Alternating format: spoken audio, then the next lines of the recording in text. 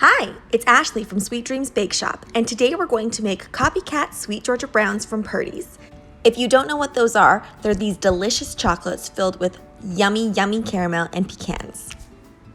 They're my mom's favorite, and usually I just go out and buy her a box, but unfortunately I don't think I can get a box of Purdy's chocolate that fast, so I am going to make my own.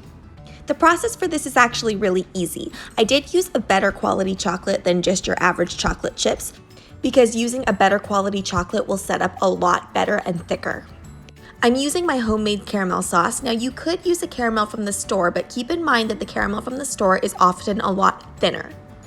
So you may choose to follow the process that I'm going to show you later on in the video instead.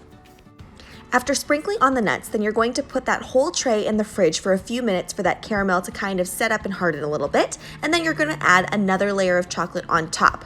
Then after that chocolate has set up in the fridge again, I would dip the bottoms back in chocolate. For these chocolates I'm showing you here, I used a sphere mold, so you might want to use that instead if you're planning on using store-bought caramel sauce. Time to start the edible sugar cookie box. Now if you want a fully detailed tutorial on how I make my sugar cookie recipe, then you can follow the link down below. I'm having my recipe today because I don't need a whole lot of sugar cookie to make these boxes, but if you were making multiple boxes, you could for sure make the whole batch.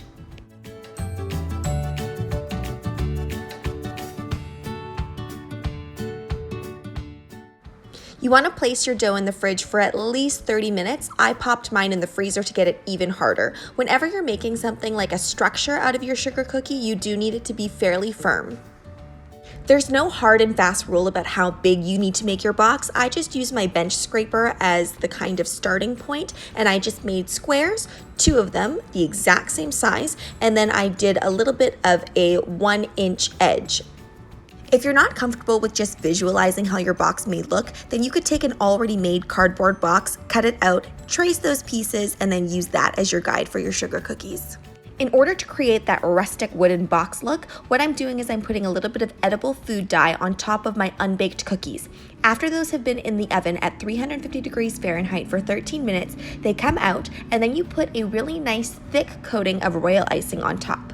Scrape off any excess royal icing and then use a little scraper tool to create that wooden effect. Once everything is fully dry, then you can use some royal icing to adhere your box together. Make sure to use really thick royal icing when adhering things. Now for the fun part, since this is supposed to be like a vintage little garden box, we are going to create some flowers with really thick royal icing. Now this is the hardest part for people to get right. Not necessarily the technique of actually doing the flower, but the icing consistency. You want to look for really stiff peaks when you're whipping up your royal icing. Don't try to do this by hand because you'll never get to that right consistency. You also don't want your royal icing too dry. You want it to be smooth, but also stiff. And how you do that is you add more meringue powder than you normally would and more icing sugar.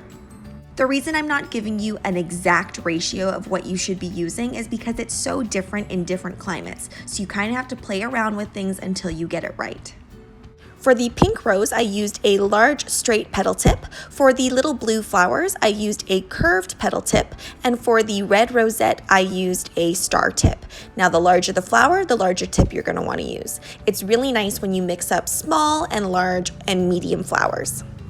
You'll notice with the blue rose that it looks like it hasn't fully bloomed yet. Now, if you want that look, then you have to kind of pipe over one another instead of facing the petals outward the way I did with the pink rose. I'm adding some greenery with a really small star tip today. Normally I would use a leaf tip, but I thought I would do something a little bit different.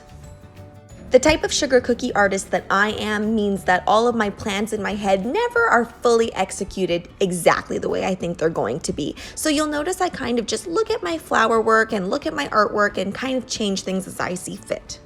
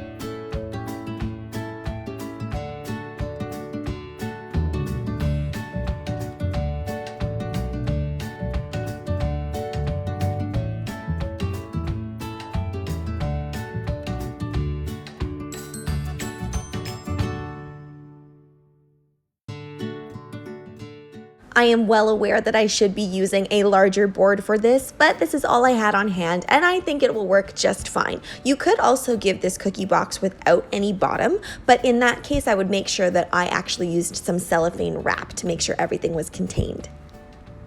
I felt like adding a little bit of grass to that box. Now I'm going to be adding in my sweet Georgia browns. They look so good and they do taste really good. I'm also adding in some of those marbled madeleines that I made the other day. And then there you go. You're just gonna add on your details as you see fit. With art, there is no right or wrong. And honestly, if you mess up or you think there's a mistake on it, you can just use more royal icing to cover it up. Now, I made these boxes fairly small because the recipient of these boxes are probably only going to be able to eat this much anyway. But if I were to do this again for a family or something like that, I would go big with this box, and you could even add more detail when you go bigger.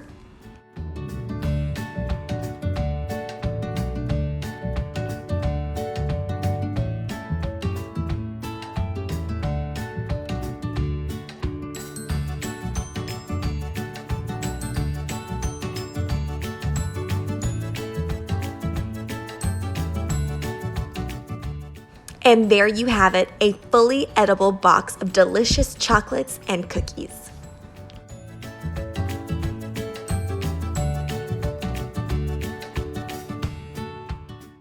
Don't forget to like, share, and subscribe so you can be part of the Sweetie fam. Right now I'm uploading daily, so make sure that you hit that notification bell so you know when I upload. Bye!